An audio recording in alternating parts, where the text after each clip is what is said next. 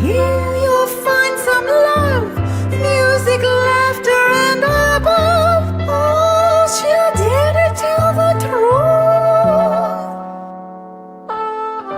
And so come to Granny's place and give your spirit a big boost.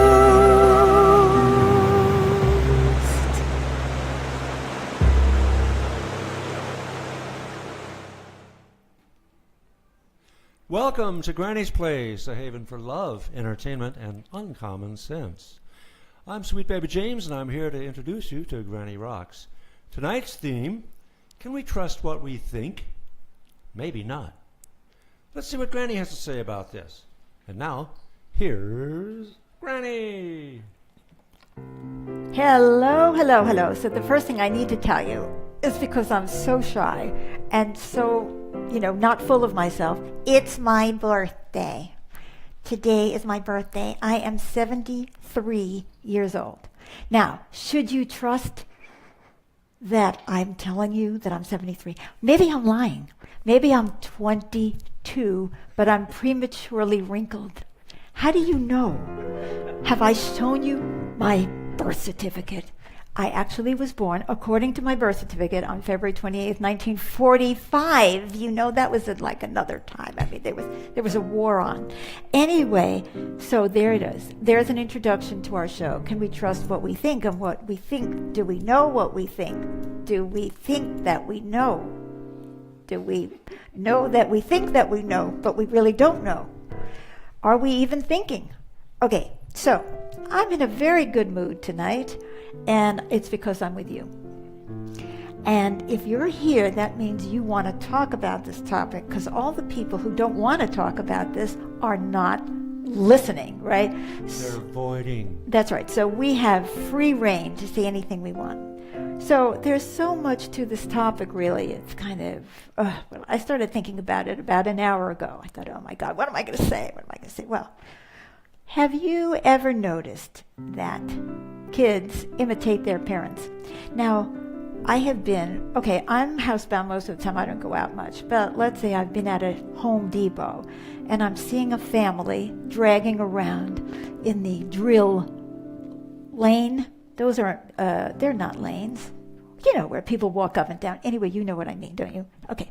I can't think of the word. Aisle. All right. So you see this boy, and he's got these mannerisms, and he's got this attitude, his voice, and all of that stuff. And then you see Dad. He's got the same mannerisms, the same voice, the same everything. Have you noticed that? Yeah. Yeah, same thing with a girl. She's usually imitating her mother. I mean, it could be the other way. The boy could imitate the mom, the girl could imitate the dad, whatever. Or they could be imitating siblings. But it's so amazing to watch this imitation. And they don't even know that they're imitating their parents. They think that's normal. Now, for example, I want to tell you, I was born in Brooklyn, New York, right? Now that's Brooklyn, New York. Now, where do you think I was born? Brooklyn, New what? New York? New York. How would you say New York from? New York. New York. I'm saying New York. So, anyway, draws. Now you see this, I'm starting on a very simple level, right? We imitate what we hear, right? Yeah. How come all the Serbians in the neighborhood have the same accent? Because, not that we have any Serbians in our neighborhood, but, just for example, right? All the Serbians talk like they're Serbians. I don't really know what their language is. So there it is. And they make the same kinds of jokes, have a similar sense of humor, same accent. So, okay, so you're sitting there yawning, saying, oh, Granny, what are you telling me? I know this, but do we really get the significance? The significance of this. The significance is that we're probably imitating the people around us in what they think too, right? Yeah. I mean, what can you say? A kid doesn't know any better, right? he thinks this is normal, or she thinks it's normal, or they think it's normal. So what your parents do, the way they think, their values, and all of that are very much a part of you, and you don't even realize it any more than you realize that you're picking up on their mannerisms. So, are you thinking this? Or are these your parents' thoughts that you have absorbed? You don't even know it. I'm a Democrat, I'm a Republican, I'm an independent, I'm a libertarian, I'm a socialist, right? How many of us inherited a certain belief system from our parents, and not just our parents, but then, God forbid, we think about it, what about the friends? Oh my God, the friends who are rebelling against their parents. So now we've adopted a whole new set of beliefs and thoughts from the friends who are in rebellion against the parents. So we have the parents, and then we have the anti-parents, and the anti-parents are usually the friends, and then so on and so on, depending on whether you want to be the good girl and you want your mother to take care of the baby, or you're in full-flown rebellion because you hate your parents, and so then you're going to be the anti-parent. So anyway, what am I telling you? How free are we in what we're thinking? I mean, I'm just scratching the surface of this topic. But do you see what I mean? All the kids think that so-and-so is hot. All the kids. Now, of course, when you say all the kids, you probably don't even mean all the kids. You probably mean all the popular kids, or the kids you admire, or the kids that your parents admire, if you're goody two-shoe kinds of kids. They all think so-and-so is hot or cold or whatever it is, or just the greatest. And there you are, and you think, you're thinking, ha ha ha ha. Are you? Do you even know what you're thinking? I mean, this is the first question. Do we even know, are we even aware of what we're thinking when we're thinking it? Now there's a whole other kind of thing, right? It's about, are we thinking or are we feeling? Are we reacting? See, what I have discovered, and you have probably discovered this too, is most of the time when we think we're thinking, we're not really thinking, we're reacting, and we're justifying our reaction. Like, oh, I hate this kid, and I hate this kid, oh, maybe because he doesn't like me, or because he comes from a snobby family, or he put me down, or because I'm competing with him, or something like that. And so then I have an opinion about what's wrong with him. You know, it's like, oh, and it isn't because I'm afraid, or because I feel oppressed, or because I feel threatened, or because he made me angry. Or no, it's because I'm so logical. I'm so logical, I'm so logical, I'm so logical, oh yes I am.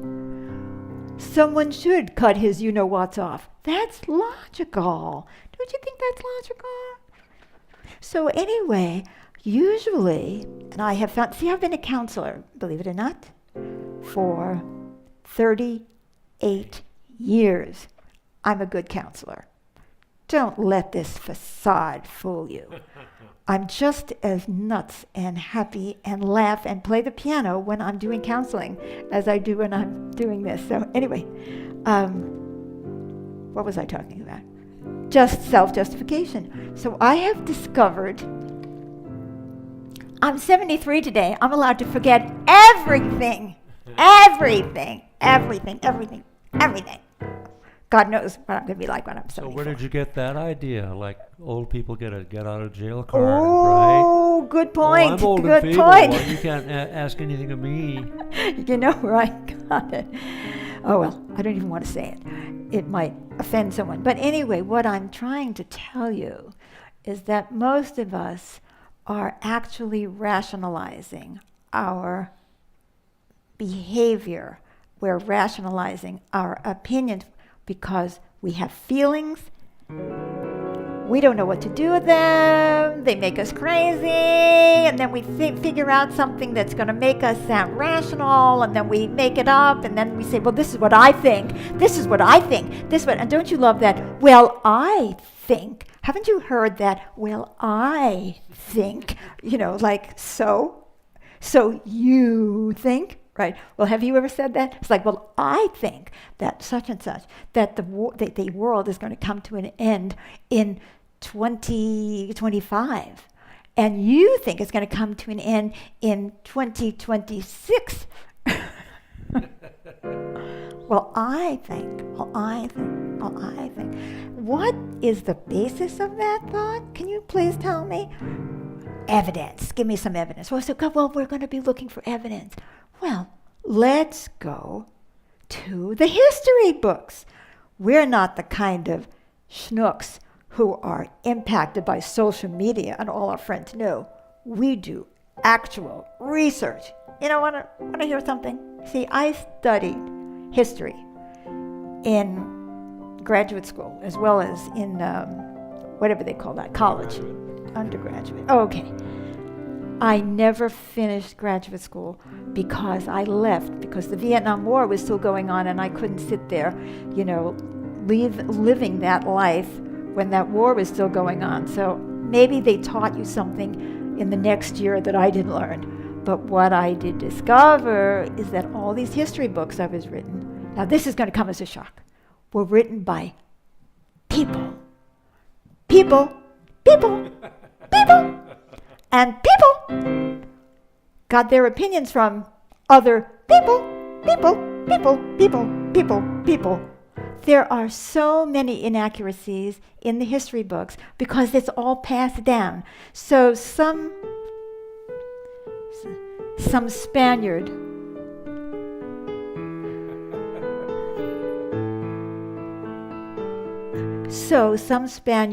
came to the New World and looked at these people and said, we're better. They are heathens. They don't know what they're doing. Not only that, they're ugly. Whatever, right? And they write it down in a book. Oh, the heathens, they're stupid, they're ugly.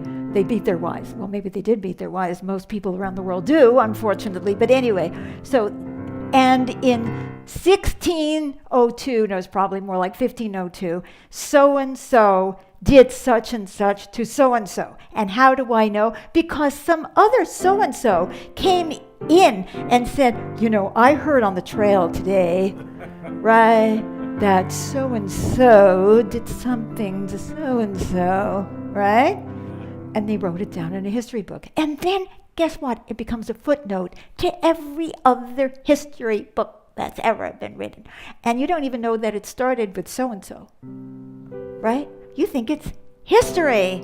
History is so skewed. So, oh my God. So where are you going to get the information from? Let's say you actually want to think.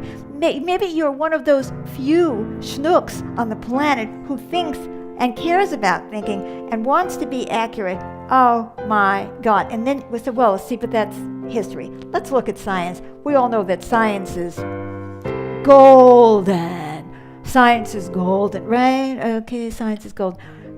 Didn't they say something the opposite? I remember when I was in school 500 years ago, or was it only 60 years ago, they told us all kinds of things in science that turned out that they changed their mind the year after that, the year after that, and then you would take a test and they would ask you a question and you actually got the right answer, but they didn't know it was right because they thought it was something else, and so you got the wrong answer. But see, it was not because you were so smart, it was because you didn't study.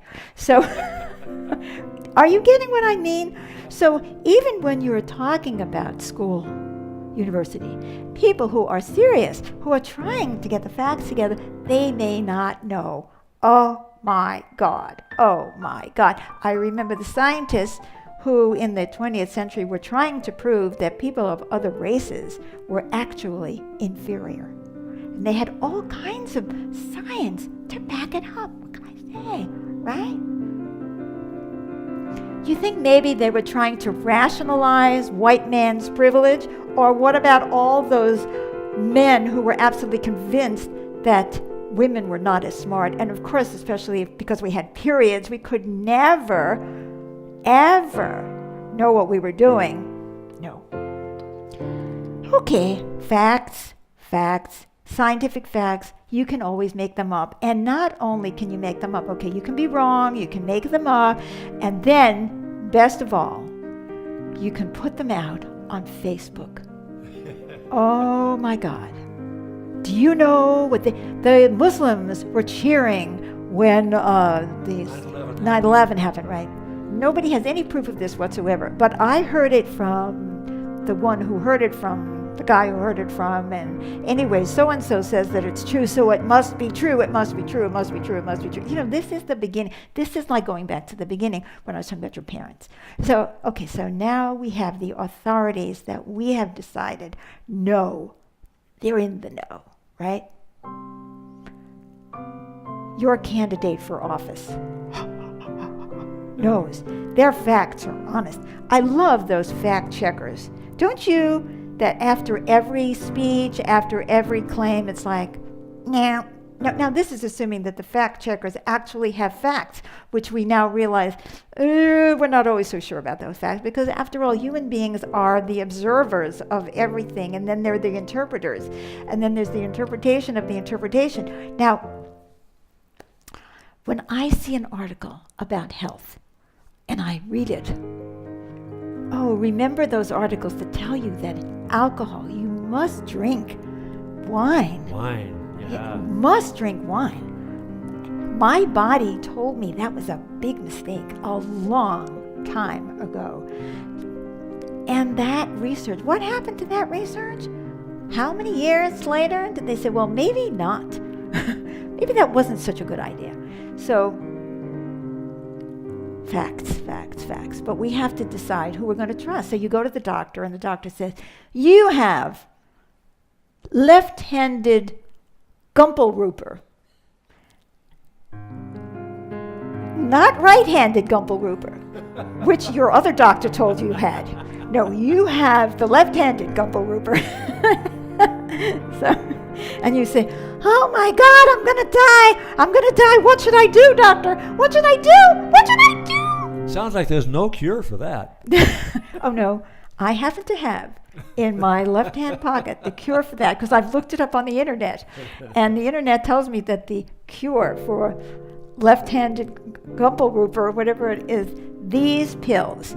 Now, of course, if you watch the television ad, you have heard that these pills can cause anaphylactic shock, diabetes, bleeding ulcers, liver disease, and so on and so on and so on and so on and so on and so on. But it's only 1 out of 100 or 1,000, or of course you couldn't be it, could you? And so, but then it also could cause this and this. So when you start adding up all the side effects that it could cause, right? 1 or this and this, and 1 out of 100 of that, it was like, oh my God, what's going to happen to me? But the doctor told me to do it. Now why? Because the doctor is getting paid to fix you. Poor guy or girl. I feel sorry for doctors. People actually think that they know something about the human body. And they know something, but they don't know that much. And they would be the first to admit this under the influence of alcohol. Right? Right? And how did those people, I mean, I do feel compassion for them, because people go to them with very big problems. Well, let me tell you, people come to me with big problems too. Counseling, oh my God. People have so many problems, and the one thing that we know is that those problems are someone else's fault, and that's the most important thing. Absolutely. Right? And they know this. They absolutely know this. Of course, you, as the counselor, are getting a skewed story from that person, and then you testify. Okay, so let's say you're in a case where there's child custody issues involved, you know, and or one of the parents is in prison, and you, the counselor, and you've gotten all this information from that very sweet woman who's coming to the office with the child, and she tells you all of this, and you believe it, and you think you know what's going on in that house. But do you? Hey, maybe you're right, maybe you're wrong. Usually the truth is way more complicated. So now, I'd like you to come up with a thought. Think about a thought that you've been thinking. And this is a test of how honest we can be with ourselves. What is the thought? Okay, I'm going to cop to one. We need gun control. I mean, to me, that's not a thought, that's a self-evident truth. I mean, that's not even a thought. No, that's not a thought. There's no other possible thing. Actually, there is another solution other than gun control, which is to have lobotomies on all human beings. And then we won't need gun control, will we? Because nobody will remember how to pull the trigger. But anyway, so I'm saying I'm copping to a thought that I have that I think is absolutely inviolable. And some idiot has an opposite thought. Ooh, they couldn't even have a point, could they? Maybe.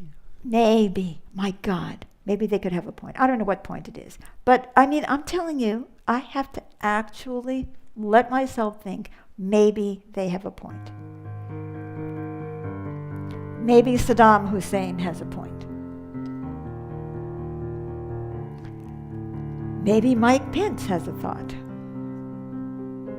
People I don't like. Maybe my brother has a point. Oh, that's the worst. So think about something that you are absolutely sure that you have thought through, that you have an opinion on, and ask yourself, where did you get that opinion? I'm not saying your opinion is wrong. I'm asking you, where did it come from? Did it come from your husband or wife who's been talking to you every night at the dinner table for 20 years? Did it come from you rebelling against what your husband or wife has said to you from the dinner table for the last 20 years? Did it come from your friends in your political party? Did it come from reading that very objective news source, whatever it was, like the Huffington Post or Fox News? Oh yeah. Think about it. I'm really asking you to think about it. Where did you get that thought from? Do you even know? Yes, I'm not saying that there aren't constant massacres with like assault rifles. I'm not saying we don't have that in our faces all the time. But where did you get the idea that gun control is the answer? Now, don't get the idea that I don't believe in gun control, but I'm saying I may believe in it, but I don't know. I don't know. I'll tell you what I think is the answer. That we should have fewer opinions. That's what I think. I think we should have fewer opinions, be more open, try to understand and realize just everybody is about as screwed up as they can get. And we should start caring about people so they're not so desperate. How about that as a thought? Maybe that's even better. I don't know what we need all these guns for anyway, personally. People think they need so many guns. I don't know what for. Maybe they've been beaten. Maybe they've been abused. You know, maybe they're scared in the middle of the night. Maybe they live in rough neighborhoods. Maybe their father had a gun and that was a symbol. You know, I don't know. Think about it. Whatever side you're on. Some other uncomfortable topic like abortion. Oh yeah. Ugh. I have a right to have an abortion anytime I want. I have a right to tell you that you cannot have an abortion. Where did all these thoughts come from?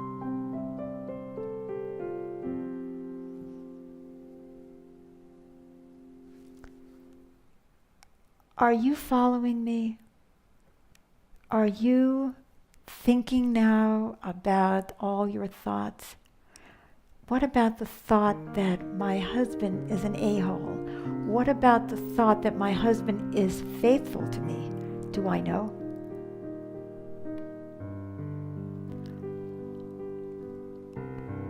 What about the thought that the sun is going to rise tomorrow? Is it? Do you have a comment or a question? Well, Even there, you never know what the weather is going to be. You might not see the sun. That's right. And just because you don't see it doesn't mean it isn't there. So I'm so glad you said that, James, because one of the most important ways that we believe our thoughts is when we have an experience and we think we know what that experience means. And we may not have a clue. That's a beautiful example.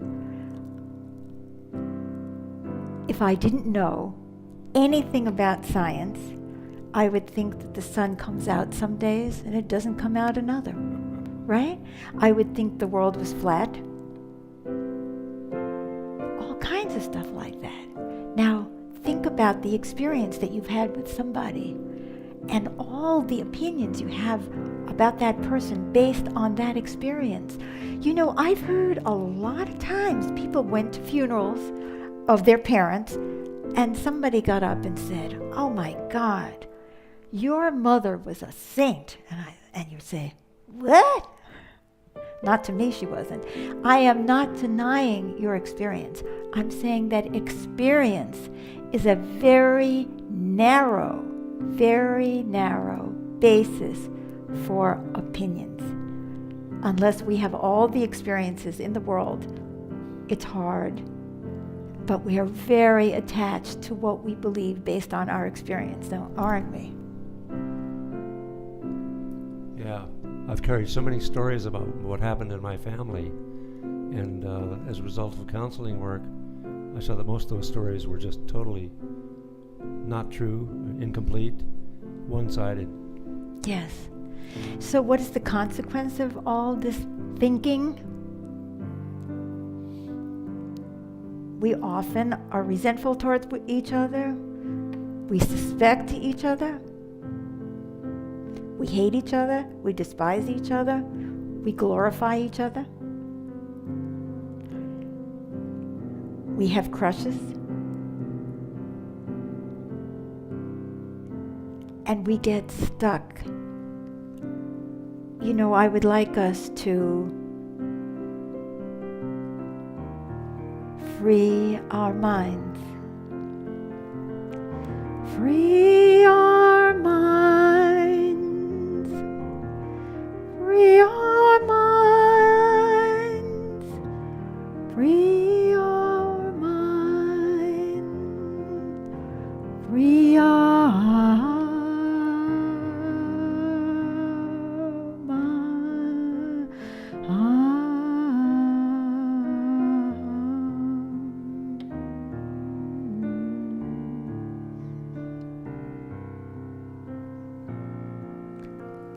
Free our mind.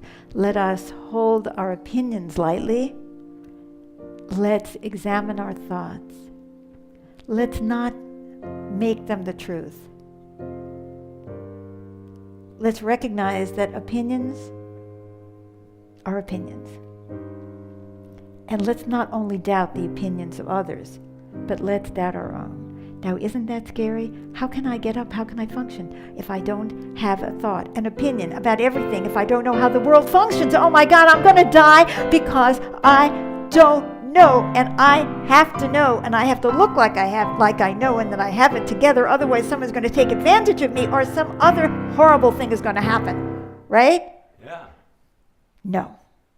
Believe it or not, the freer we are, the less we think we know, the more in the inquiry we are, and I am very guilty, the more we're able to actually perceive what is real, and the safer we are. So thank you so much for spending my birthday with me, and I hope I see you next week. And thank you so much for coming, and please spread this video. If you think that what I'm saying made sense, if you think it, don't question that. Take that as gospel and pass this video on to everybody you know. Thank you, and see you next week. Thank you, Granny.